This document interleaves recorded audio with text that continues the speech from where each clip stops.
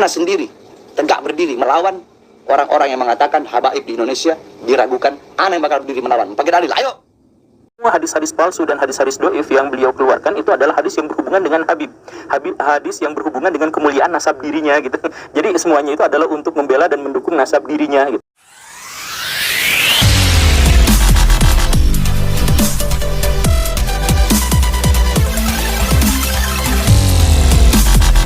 Yang ngajak tes DNA ini tes DNA dulu.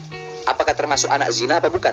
Sebagaimana hadis tadi yang dikatakan oleh Rasulullah. Sebab yang mengingkari keturunan Rasulullah salah satu dari tiga.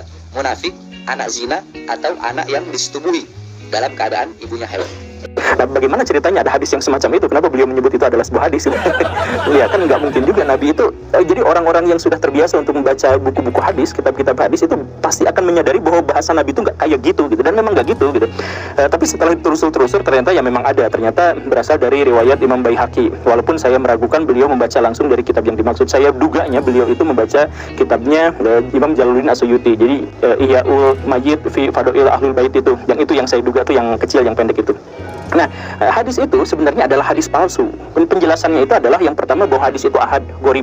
Jadi hadisnya hanya diriwayatkan oleh satu orang, satu jalur itu nggak ada yang lain, dan dari jalur itu putus-putus. Bahkan ada beberapa yang putusnya itu berurutan gitu. Yang dengan demikian secara sanad ini tidak mungkin bisa diterima sebagai hadis.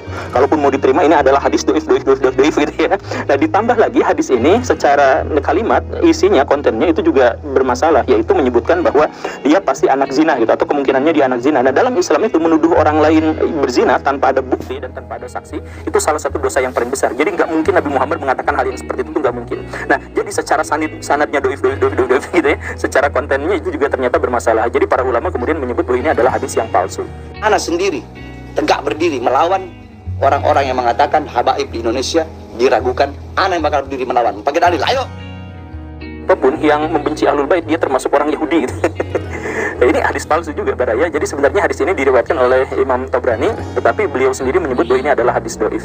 Dan setelah ditelusur oleh ulama-ulama yang lain diketahui bahwa ini bukan hanya hadis palsu, tapi ini adalah hadis mungkar, hadis palsu gitu. Bukan hanya hadis doif tapi hadis palsu, maaf. Nah, saya bukan seorang yang suka mendengar ceramah-ceramahnya Pak Habib Bahar bin Smith, tetapi dari sedikit ceramah yang saya ketahui, saya melihat begitu banyak hadis palsu yang dia ceritakan gitu, yang dia sebarkan. Kok bisa seperti ini? Dan yang lebih uniknya lagi adalah semua hadis-hadis palsu dan hadis-hadis doif yang beliau keluarkan itu adalah hadis yang berhubungan dengan hadis yang berhubungan dengan kemuliaan nasab dirinya gitu. Jadi semuanya itu adalah untuk membela dan mendukung nasab dirinya gitu. Tanda orang munafik itu tiga. Pertama, kalau bicara dia dusta. Saya tuliskan Habib yang 29. Loh, Habib kok ngaku cucu ke-28? Ini tandanya. Omongannya nggak bisa dipegang. Kata orang-orang tua, kalau binatang kita pegang buntutnya. Tapi kalau manusia kita pegang omongannya. Kalau omongannya sudah nggak bisa dipegang, apalagi yang mampu bisa dipegang dari manusia? Ana waktu itu baru bangun tidur. Yang benar Ana 38, bukan 28. Ana yang ke-38. Laknatullah, kamu mati mengenaskan kamu. Satu turunan kamu nanti. Demi Allah.